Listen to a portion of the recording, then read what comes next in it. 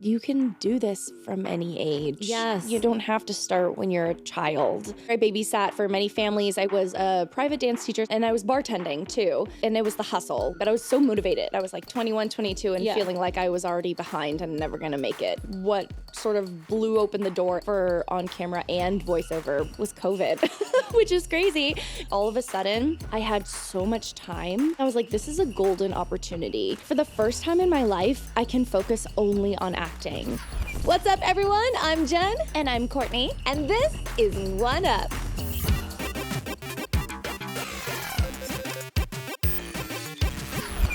It was probably the slowest you'd ever been, considering college. You were working so much, doing so much, and then you're hustling. So. Yeah, so I was like, for the first time in my life, I can focus only on acting. And I didn't have to worry about, because, you know, I was on unemployment. And, you know, luckily, like, my now husband, like, worked at a restaurant. So we were able to get, like, food and stuff from the restaurant. We were very lucky for that. And I was like, but I have all this time. I was like, oh my gosh, like I'm going to use this time and I'm going to treat it like I'm working overtime in the career of my dreams because I've never been able to do that before. And so every day I'd wake up at 9 a.m. and I would enroll in YouTube University, and I taught myself all the things I needed to know about, you know, the sound stuff. Yeah, I did the same, like for different, like just to get more advanced and stuff like that. Yeah. Yeah, and to get fast. I was so slow. Yeah. Oh my gosh. And actually, I should mention this. A big catalyst for me to do this as well was a week after the shutdown, March 15th, 2020. Never forget. I got a call from my agent, my voiceover agent at the time, and I guess, I don't know if I'm skipping ahead or if I should explain.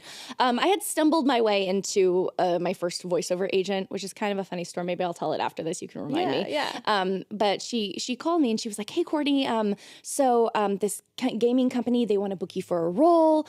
She told me what it was and I was like, I don't remember this. And she was like, well, you've been auditioning for them for 2 years. And they said, you know, they've always loved your auditions. They just never could book you on a role. Yeah. And I was like, oh my gosh, because they never tell us, you know, you just don't hear back. And so you're just like, well, you just send your audition to the void and hope it gets listened to, but you don't really know. You never get feedback. Don't expect feedback. They don't have time. But she was like, they want to book you. Can you go home and send them a recording of your home studio so they can hear how it sounds? I was like, yeah, of course, sure. And I went home and I pulled out my like really crappy USB mic and I recorded like under a table because I thought that was what. And just under it's like a wooden floor, wooden table. Okay, like like all the reflective space. Yeah, but I didn't know what I was doing. Yeah. But I recorded it, I sent it in, and like 2 days later, like my agent called me and she was like, so unfortunately, like the quality isn't going to work for them and they have to go in another direction. And it's like the world ended. I was like, this was my one chance. Like I've never come, and this was a AAA game and I never come close to booking anything of this caliber before. And I spiraled so hard downward. You know, I was like, this is the end. I fumbled my big opportunity. Like I'm never going to get another opportunity like this. Like I was so down. I called all of my engineer friends because at this point, before COVID, I would go in to record a lot. Like you didn't need a home setup before COVID. Right. And so I had made friends with a lot of engineers who had recorded me all my auditions over the years. And I spoke to all of them. They were all so nice and they all like agreed to like help me basically. I was like, listen, what do I do? What do I do? And they're like, hey, look, like, you know, watch some videos, like get a new mic. My God, please get a new mic. They were like, you need an interface. I'm like, what's an interface? Yeah. Like I just, you know, and sort of like, you know, leaning on my community that I had built up until that point without knowing. I didn't even know that I had been building up a community. You know, it's just like people I had met and become friends with inadvertently. And so I, you know, did all the research, YouTube University, started taking all these Zoom classes, met JSB, and started working with all these new coaches as well. I was like, I'm going to redo my website. I'm going to redo my demos. I was like, this is me time. Yeah. This is Courtney time. And so I'd wake up, so 9 a.m. and I would work till like 11, and then I would do like a little workout and Hey, the workout room. movement is important. Yeah, no, the workout room in our apartment complex, which was like a cage with a treadmill, like literally it was a cage in the garage with a treadmill in it. And I would do that. I'd like do that for like 45 minutes, an hour, shower, and then I would work until midnight or something. And I would be so hyper focused that like I'd be working, and then all of a sudden I'd be like, oh gosh, why do I have to pee? Like I just peed, like so annoying. What the heck? And then I realized like 4 hours would have gone by and I would have like forgotten to eat or like, you know, like I'm like, gosh, I'm peeing so much. But like I was, you know, just like I was hyper focused for like 6 months straight of this. And that's why I said it's a golden opportunity because like I'll be honest, like I know a lot of people who are in like a similar situation as me during COVID who didn't do anything for themselves during COVID, you know? Which, you know, like if it's like, again, not to like be super judgy about it, like they were probably doing what they thought they needed at the time. But I noticed at least like within like my circle, like I was the only person who sort of took advantage of like, wow, I have like extra money, like they're paying me to stay home. You know what I mean? I was like, this is my time. And all of a sudden voiceover, like I remember I booked one job and I was like, oh my God, I used to post these annoying things on my Instagram story of me like twerking on a platform. And I was like, I booked a job.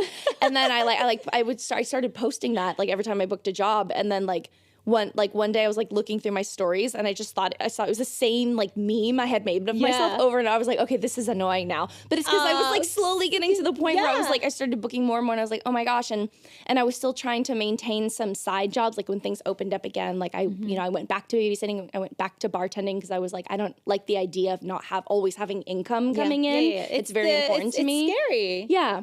Yeah. But then it got to the point where it was like, you know, I'd have to cancel on people, you know, and every time I canceled, like I would always take care of them. So it's like, if I have to cancel last minute, here's 3 other sitters who can take my place, you know, or like, I'm so sorry. Like if I had to cancel on a client, I'd be like, next time I'll tutor you for free, you know? So I find ways to sort of make it up to people. But then I started as a person who like takes being like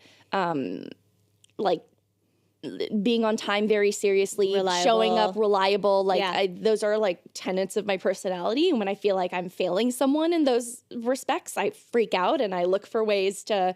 Yeah, but it gets to the point where you just can't do it, and you have to protect yourself too, because then like your focus is on your career and acting, and then you're like so worried about them that you're like, then that could suffer, you know. So it's like, you know, like you said, you were so focused that that's how you got things rolling, you know? Yeah. And then I think also something important to mention, like there was like that big push for diversity during the COVID era, which we had never had before. And I think that really helped both of our because like especially in voiceover. Yeah, Jen mentioned before, like we're both Hapa, so I'm half white and half Taiwanese. And before, like people didn't really care about authentic casting, or there weren't a lot of roles, and all of a sudden there were a lot more roles, you know, or a lot more stories that, you know, the culture was inherent to the story. And so it was important for them, you know, to. And I would also say, like with voiceover, you know, because I book my mom, who's 100% first generation Korean all the time with a little bit of an accent. I could vary, but I could do that for voiceover. I can't do that on camera. Yeah, same. You know what I mean? Yeah, so most people like don't even believe I'm Chinese or Taiwanese. Like Steven, no. he was like, that's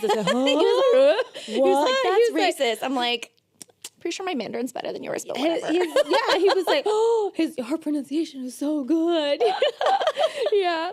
But yeah, and then so like I speak Mandarin fluently, but I would show up to like on camera commercial auditions to be matched to a Chinese family, and they would look at me like I was lost. Yeah, you know. But I was there because I could speak Mandarin, and so again, it's like, how do we fit in the box? Yeah, I mean, I've had auditions where like it's like mom, dad, brother, and then me, and I'm like, okay, either I'm adopted or mom stepped out. You know? Yeah, and that's just how it is, and I understand, you know, that area. Like but yeah, again. But before we move on, I am going to vent though, because I have auditioned very minimally, like maybe once or twice for on camera, where they were looking for half Asian, half white. And one was specifically half Korean, half white. Oh. Because it was... They'll just cast a full Korean. She wasn't even full Korean. Oh, she really? was full something else, which is fine, but they were full Asian. And I was like... That happens all the time. I was so sad because I was like, this comes around like once every, literally it's been a blue moon. Yeah. It like never happens. And the creator and star was half white, half Asian and Korean. I was like, dude, what are you doing? Yeah. I was really heartbroken by that. I'm so sorry. Or they just cast Emma Stone. Love Emma Stone, but also, girl. I don't know what project it is, but I'm sorry. You don't know? No, I don't know what you're talking about. It's okay. I forget. We'll look up what the movie was. Patrick, what was that movie? We don't have to talk about it. Never mind. We won't mention it because we do love Emma Stone. She's extremely talented. She's love great. her, but also... Come on, La La Land. No. Amazing in La La Land. She was. She was. Yeah. Answer. Oh my gosh, this guy. Yeah. Not that movie, but no, I'm just saying. Yeah. Yeah, no, on camera they'd be like, so you can do Latina, right? And I'm like, no, I cannot do Latina. They're like, okay, how about Native American? I'm like, no.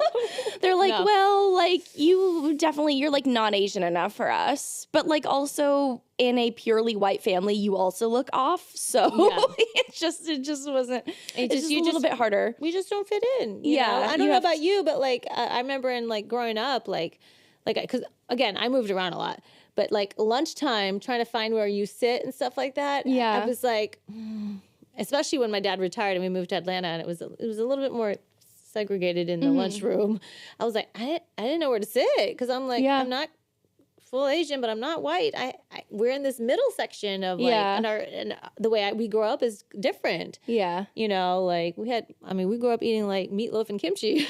Yeah. Rice. Yeah. Like, you know, where do we fit in? Yeah, I remember I was in college one time, and I had one Asian roommate and one white roommate, and I was like the hapa, you know, we were a little Tringle family, and my white roommate was in a sorority, and one night we were all in the dorm, and they were getting ready to go to some party. She invited some of her sorority sisters over, and they were there. They were like getting the makeup done. We were having a good time, and then my Asian roommate happened to have a few of her friends visiting from out of town who happened to all be Asian, and so like all these two groups of people were all in the same dorm room. We're all getting ready to go, and then like one of her friends like pulls out her camera, and she was like, "Oh, let's take a picture." And then so the two Asian girls got in, and then I was like, "Oh, I want to be in the picture." And I ran to their picture, and they were like, "Oh my gosh, look, it's an Asian girl picture," because we happened to be all the Asian people in the room. So we were like, "Oh, yeah, take a picture." And one of the sorority girls saw, and she was like, "Oh my gosh, let's take a white girl picture." And then everyone else in the room was like, "Yeah." And so they ran over to take a picture with each other. And so then I ran over into the group to take a picture with them, and they pushed me out. I remember reading you posted about that, and I was like, I remember that's one of the ways we connected. I remember now, and I was like, I can't believe that.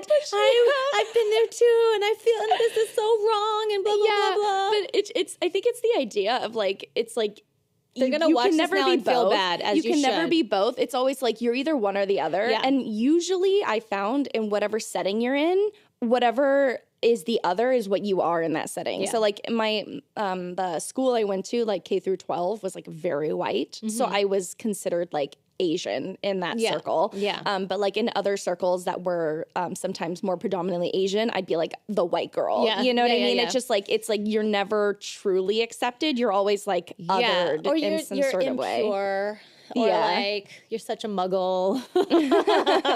Like, no, I like seriously, there would be like growing up, some of my quote unquote Korean quote unquote friends, would talk crap about me and be like, "Oh, you're just the daughter of a hoe," and you, because of that, you're also. And I'm like, "Wow, so you're not actually my friend." And I see how you see me now. You see me as quote unquote tainted, which I'm sure you've felt that before too. And and vice versa. I mean, may my grandfather rest in peace, but he was very sexist and very racist. Yeah. He was not happy his only son came home with an Asian wife. Like, I'm just being real. Like, yeah. And so, you know, growing up with that, identity crisis on both sides. Like, where do we fit in? Question before we move on, because I know I want to hear more.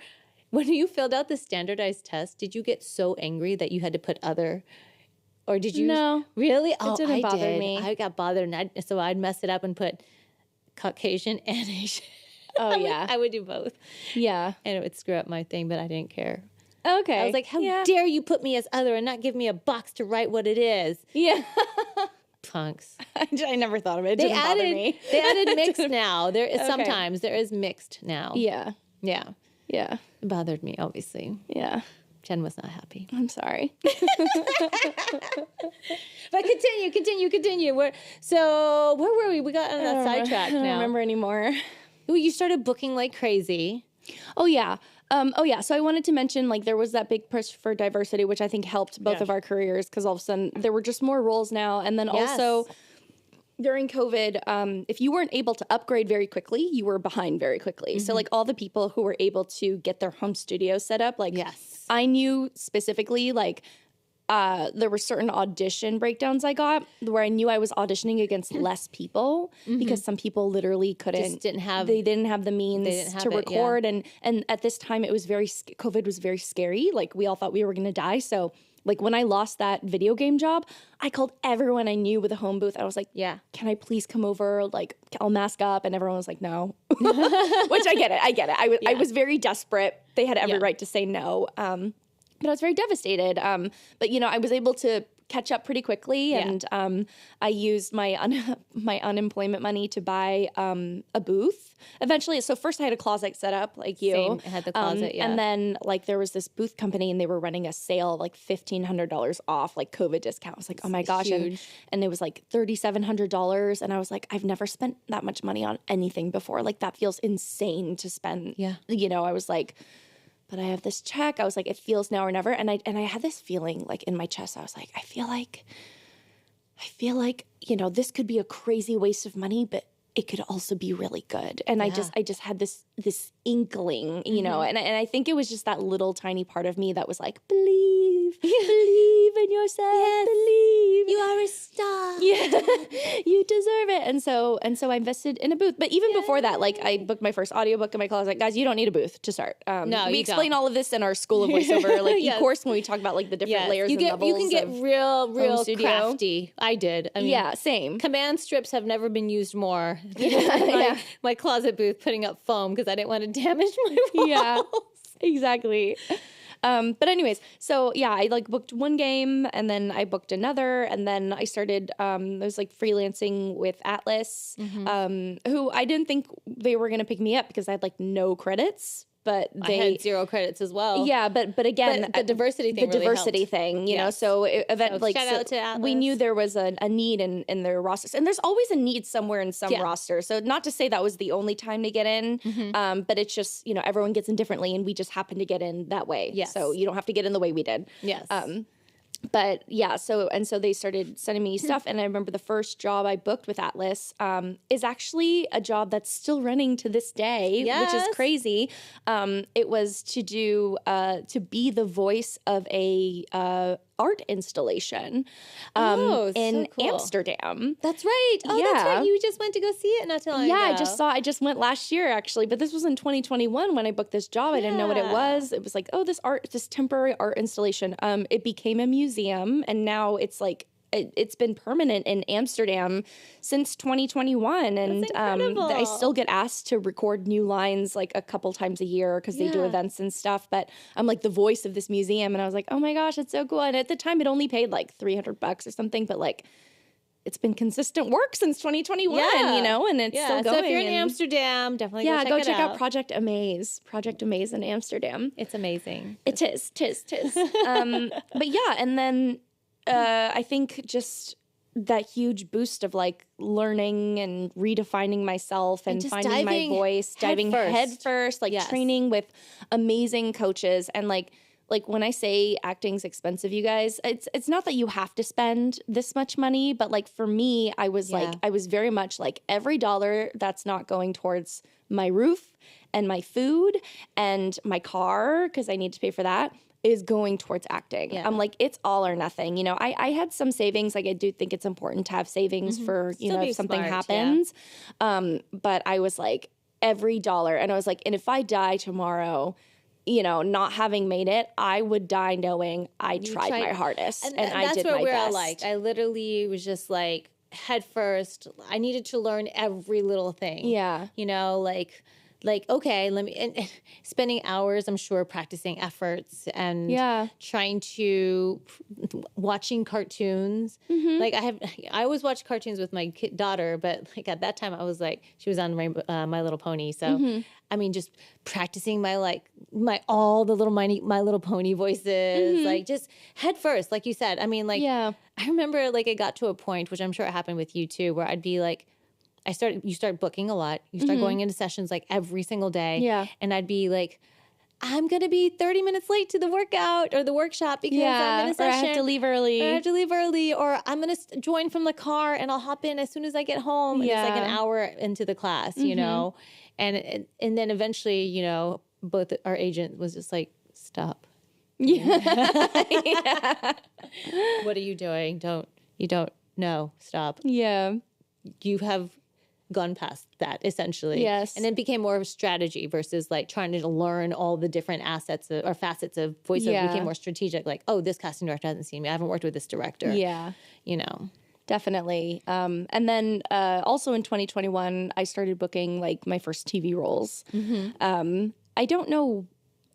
I think the diversity had nothing to do. None of the roles I booked were like specifically like Chinese or Taiwanese. Yeah. But I had an agent at the time, you know, who worked with me and she worked hard. She got me auditions and like, I don't know.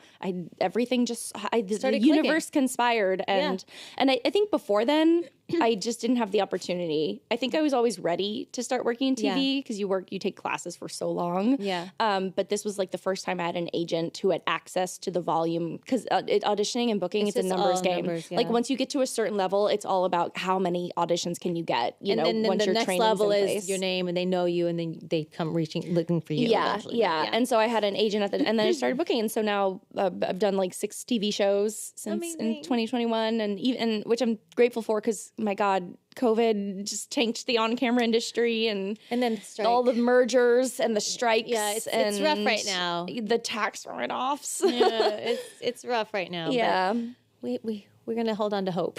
Yeah, you know.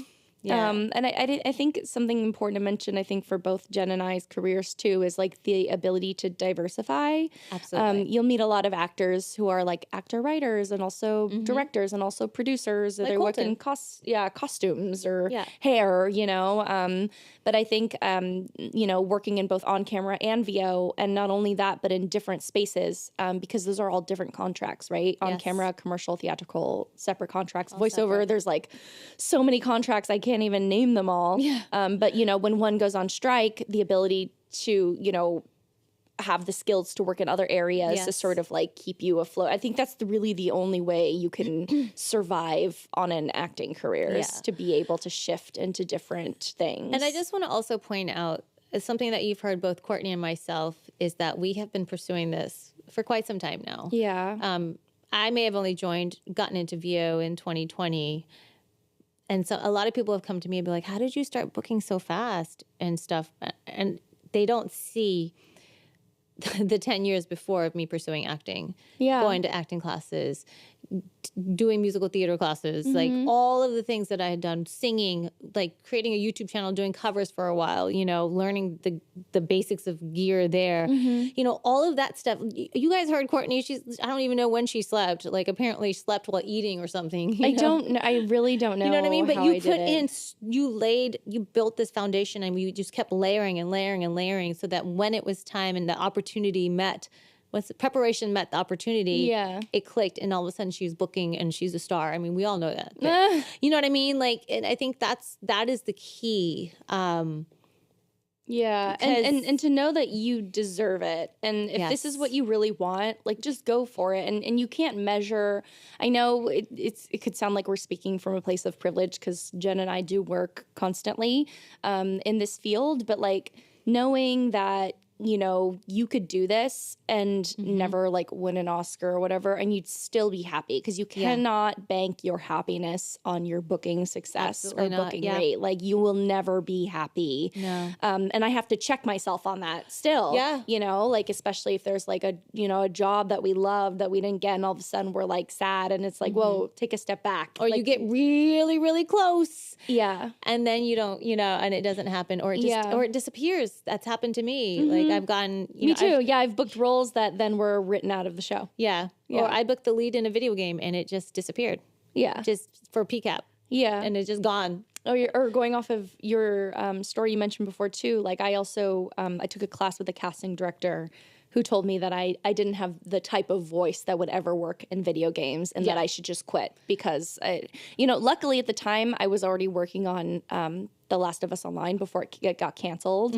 But I'd been working on the game for a year and a half when I was told that. I was like, imagine if she told me this when I was 21. And that's how you know, if you ever take a class, or you ever with even someone you love, close family, doesn't matter. Like, if it's family, thank you for your opinion, I disagree, and you keep pursuing. But if it's someone that like in the industry, like I said, she's just big name. Yeah, these you know, big name you don't want to hear this from. You don't. I mean, I just remember being devastated when I was told, like, that's your problem. Yeah, like, I was told that too. Your speaking voice sucks, and you should speak like you sing. Because they had asked me to sing in class. They were like, "Oh, you're a singer. Let's hear it." And I sang. They're like, "Oh, that's how." And I'm like, what does that even mean? Like, it depends on if we're going to go there, it depends on the type of song. Is it Disney? Is it like a gut-wrenching ballad? Is it rock? I mean, is it hip? Like, pop? Pop, R&B. What is it? Like, so what does that even mean, you know? And to have someone tell you that when you first moved to LA. It's devastating. It's devastating. And also, to add on to this particular place, you know, I remember, you know, at the beginning of class, I was in ongoing class. So every week I would go to class. And at the beginning of class, they would say, okay, let's talk about what's happening. Give us some wins and stuff like that. And I go, hey guys, this was like on a Monday or something. I was like, this was like on like Friday or something. I was like, I have my first series, and I had just moved to LA, guys. I had just moved here. It's baby Jen. Didn't know nothing. You know, was like, little girl who lived in the little small country towns, big city. You know, this is the most west I'd ever been before. Kansas was the furthest before then, you know, or I guess El Paso, but it's where I was born. But that doesn't really, it's like right there.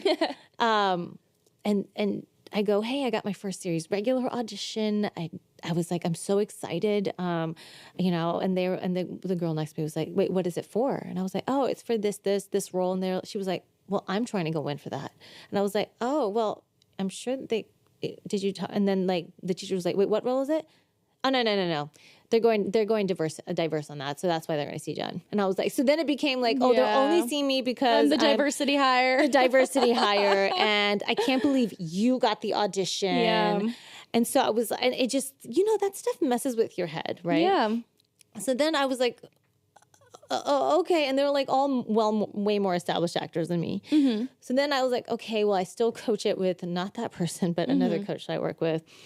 Again, don't find other people, guys, like what we were saying at the beginning. I go to the first call on a Monday, get the call Tuesday that I am not only getting a call back, but I am testing. Test on Wednesday.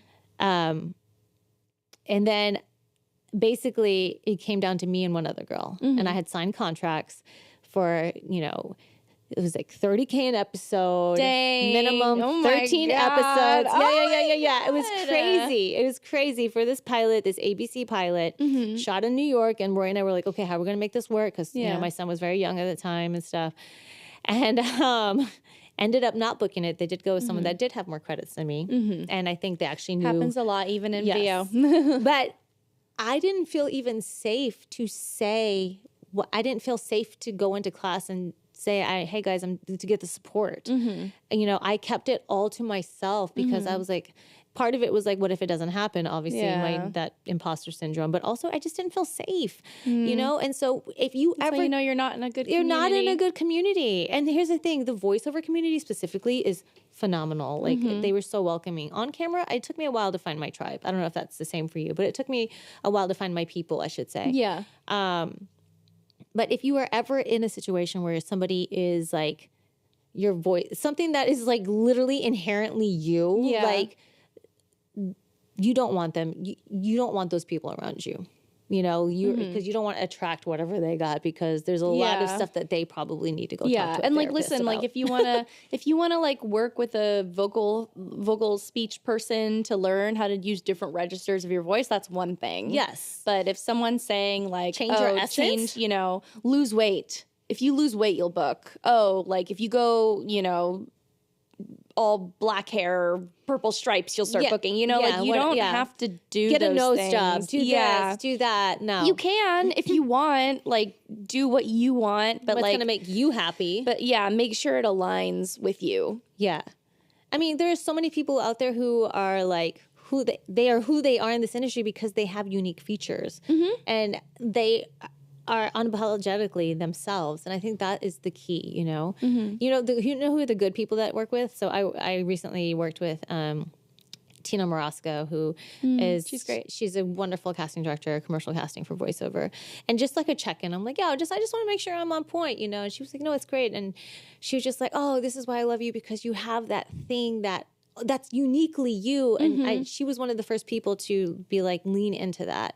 Yeah. Don't try to sound like anyone else. Yeah. Like bring that, like that Gen Street stuff. The little like, you know, basketball player that like, you know, was like, would go to bat for her friends. Just like bring that to even your commercial reads, which is not something you would hear often because you think it's commercials. You have to be, you know, which is like bring you. And I think those are the people you want to surround with, who are going to look to find what makes you unique, what makes you special. Yeah. You know what I mean? Yeah, and not everyone's gonna vibe with you, and that's okay. That's okay.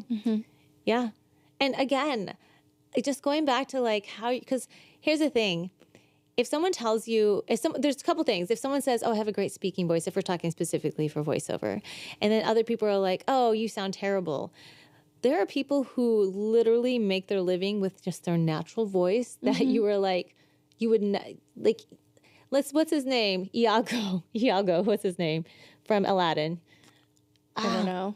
The voice of Iago. Who's the voice of Iago, Patrick? I don't know. Yeah, Does if he you really look- sound like that? He's just really brash and just really just like out there. I think he's like it's just his voice, and he's fine. Yeah. You know what I mean? Godfrey. What is it? Gilbert Godfrey. Oh, Gilbert Godfrey. Oh, okay. Yeah. That's just him. Yeah. Like he ain't trying to change. You know. I even think of like even like Felicia Day. Like Felicia Day is just Felicia Day. She's sweet. She's got this sweet voice. She's just like honed into her like nerdy gaming side. You know, and she's successful, right?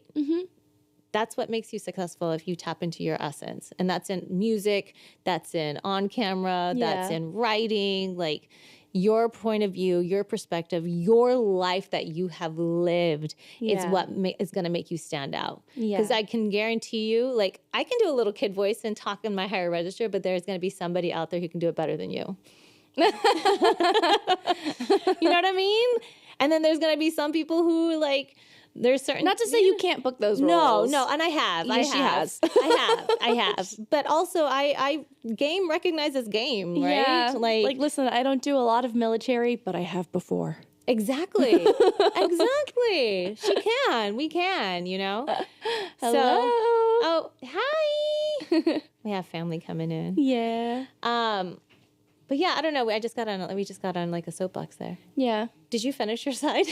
I don't know what else to talk about, honestly. I mean, That was my journey. I think hopefully people like realize like, again, I just go think back to like when you said you were in college working those crazy hours. I'm like, Yeah.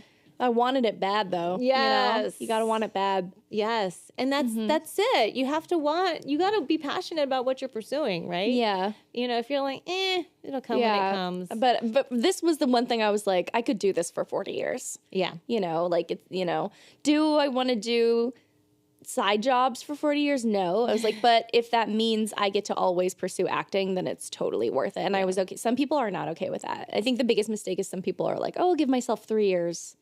Yeah. And I'm like, I think you can't put yourself on a timeline like that. I think it's important to have goals. Yeah. But to bank your career and success on like a timeline is which you cannot control. you cannot control. Yeah. I mean, we've already said it. Like, I mean, I've been on like, I was supposed to be cast in something, and then they cast the celebrity's best friend. You know what I mean? Yeah. Like, there's nothing I can do about that. Yeah. It is what it is, you know? But what you can control, you focus on, you know, where you put your time, your energy, your heart, your joy. And I think that's also important. Like, as much as like Courtney and I work and are like always trying to create, and like I said, creating this show and trying to bring value as best as we can from our experiences, we also have to continue having experiences and living our lives, you know. Like Courtney recently got into Krav, and eventually I will be joining her. Yes. Once my hip, you know, and you get older, like things happen to your body. So my poor hip. Oh, thanks, children. But yeah, she's a beast, man. Like I've like practiced with her, and I'm like, oh, this girl's really strong. Listen, she's over exaggerating. I'm actually not. This girl can punch. Do not mess with her. But yeah, she does. You do Krav now. I mean, yeah, always find something. I always gotta find something. Yeah, I'm playing Stardew Valley right now. Ooh. It's a good one. Yeah, we like to eat food. Yes. We'll go on food dates and just eat so much food. Yeah, We always send each other videos of food. of food. And again, it's so important to find things outside of life. Movement is so important to me. I try to get movement in every day, whether it's weights or HIIT or yoga or just chasing the new puppy or my kids around, you know. I mean, I'm really trying to be, you know, one thing that I have focused, I've realized is that it's very easy for me to get, like you said, like what Courtney can get super hyper focused. Yeah, and I get hyper focused. Super hyper focused, and I don't realize time has gone by, and I've been in my booth, and like my husband's always like, you can't do that, and I'm like, yeah, but I have to do this, and he's like, no, but it's true. Like I want to spend time with my family. Like these are years I'm not going to get back. So making sure there is that work life balance is so important. You know, and things can come in phases. Yeah. You know, you can like, you know, you go hard for 6 months and then life happens, right? You get laid off, or you know, you're dealing with some family stuff and then you have to take a step back. That's okay. Yeah. You know, you get a puppy. Yeah. All of that is okay, because nothing is going to be like this or like this, right? It's going to be this constantly. Yeah. And that's where your friendships, your family, your community, your relationships, that's important, so that you have, you know, people to rely on or to boost you up, to uplift you, and then when they go down, you lift them up, you know. You always, I think that to me is so important. Like if anybody comes after the people I love, she's like, I mean, like when Courtney said something before, and I was just like, "Who are they?" She was like, "Don't worry about it." And I was like, "Who are they?" It's like, you can't do anything to them, but like, but still, I want to at least give them evil eye, you know? Like, who are they? Picture them stubbing their toe every day for every the next day. 6 Coal months. in your stocking, coal in your stocking. You know, but sometimes you just need that though, right? Yeah. Where you're just like, you just need someone to be like screw them, F them, you're better than that, blah blah blah blah, you know. And our hope is that this, as we continue to bring amazing guests, and please let us know if there's somebody that you want us to bring on. Yeah. Let us know. We'll do our best to reach out. It may not happen, but we'll do our best. Yeah, we'll try. We'll try. I mean, what are they going to do? Say no? Okay. Yeah. Yeah. You know? Or like if you guys have like specific questions for those guests too that you want us to talk about with them. That's really good. We can we're trying to like right now keep the guests kind of like, ooh, who is it? But maybe we'll do like certain you let us know what you want. And and if there's something else that you want to see, you know, let us know. We just really want to just give back, and I don't know if you know, if you go to our Instagram, like we always try to post some behind the scenes footage, and we always just try to have fun. Yeah, and we hope this is helpful information. Yes. Definitely when I was first starting, it's always like, where do I start? Yes. How did everyone get to where they are? And everyone's going to have something very different to say. But it's cool to hear about it and to know like how life works, you know? Yeah, and how everybody's journey is different. Yeah. It's so different. Like, Yeah. I mean, I'm thinking back to Mike and how he was dealing with freaking Lyme disease and got through that, overcame that, and is now look at Lilo and Stitch. It's huge. You know, just never give up. We're in your corner. Yeah. Yeah. if somebody says something, don't worry. We'll Krav Maga. We got your back. And if anything, we'll put coals in their stockings at Christmas. So, well, that is it, I guess. We're probably going to do more of these as, you know, we could talk. Yeah, if you guys have specific questions for us. Yes, we can do some more of these that was with very your questions in mind. We can do like a live Q&A. Like, we're really open and flexible. And right now, what I really want to do is play a game with you. Great. Let's do it. It's just going to be us. We'll try not to yell at each other. No.